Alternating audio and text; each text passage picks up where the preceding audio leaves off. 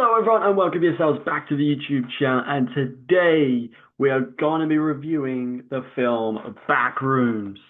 And this is kind of my introduction to the Backrooms world. Not a complete introduction. Um, the guy who basically directed, made this, wrote this, whatever, is responsible for the first ever Backrooms. I don't know I can't remember the word they call it, but the clip that was released on YouTube years ago, um, and it's found footage. That's what I'm thinking of.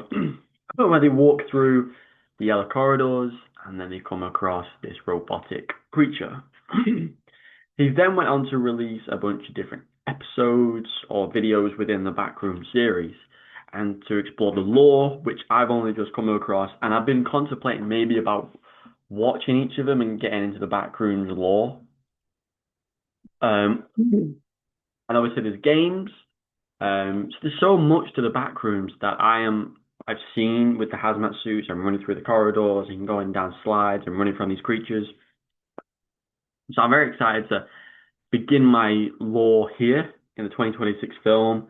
And I will say this now, this film is not going to be for everybody. But I think what this film does should be for a lot of people. So subscribe, like as always, and spoilers ahead. Enjoy. So, best way I could describe this film, the simple premise is this. The main guy, I can't remember his actor's name, but I think his name is Clark. Um, he works in a furniture store. He is recently divorced, or his ex-partner's passed away, and he's got therapy, and he's having electrical problems in one of the scenes, and they discover these switches that are red that are like on an angle in comparison to the rest of the stuff in the fuse box. So that's what your story sort of starts. There's a bit of a build up towards that, and then eventually he discovers what would become and known as the Backrooms. And I think it's such a cool and genius idea, but such a basic idea. It's so funny to think about. So like if you looked at an angle, there's this doorway, and then he can go through, and then he's in these endless hallways, corridors, rooms that just have random objects in furniture, like sofas and chairs. But it's so funny. The longer the film goes on, the crazier the rooms get. You know, there's showers in here, there's baths, there's houses, there's streets, there's signs, there's a being. That's the main thing. And I think it's the pirate thing that appears right at the end. Terrifying, by the way. But it's funny because I think I don't know if I'm getting this mixed up. I think it's a weirded version of Clark because it has the peg leg, it has the pirate look, and he does that in his adverts.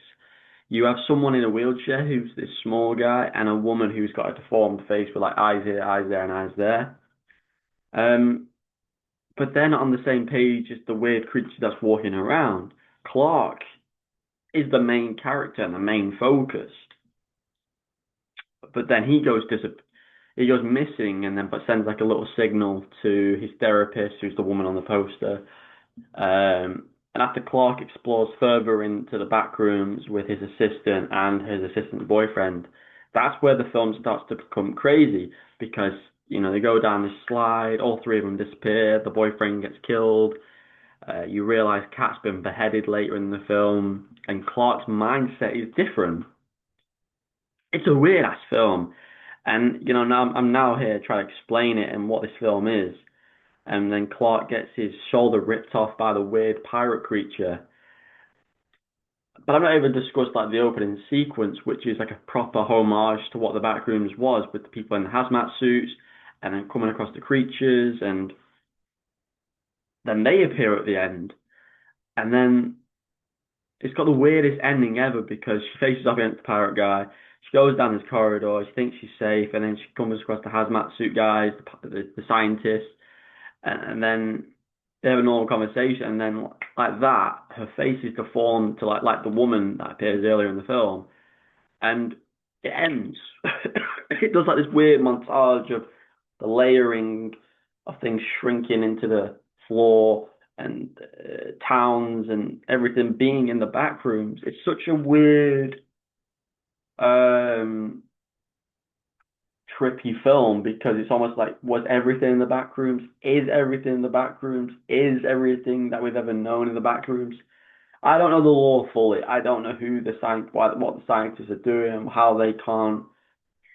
I don't know. It was so, when you saw the hazmat suit guys appear at the end, it's so iconic because they're the people you play as in the games. Um, but then when it ends and she's just changed in a way that you can't explain, and it's like, is that it? I don't know. It was. This is what I'm saying when I don't think everyone will enjoy it because it ends abruptly, but it also ends at the right point because no one wins. There's no true ending. It's not like a film where you're rooting for the good guys or the bad guys. It's basically an exploration film and people finding these rooms and wonder what they are. And the four people who enter that we know do not come back out. The people we saw at the start of the film in the hazmat suits do not come back out. Um, the weird pirate creature gets defeated. The person in the wheelchair, no idea. And the person in the red dress, the deformed face, no idea again. It's a very it's one of those films that is going to be an incredible film to watch for years to come. Um, it's already earned a lot. It continues what the YouTube series does so well from what I've seen and heard from. And ultimately, I think it's such a unique film. It's a unique experience. It's so eerie. I love when they're in the yellow rooms. You can hear like there's a certain sound like it's like a I the found footage stuff is brilliant. What they did in this film, I think, is brilliant. I think it will go down as one of the most eerie horror films that not much happens, but when it happens, it's full on. It's crazy. And props to the guy. He's 20 years old, I believe. Um, and yeah, guys, if you check this out, what do you think?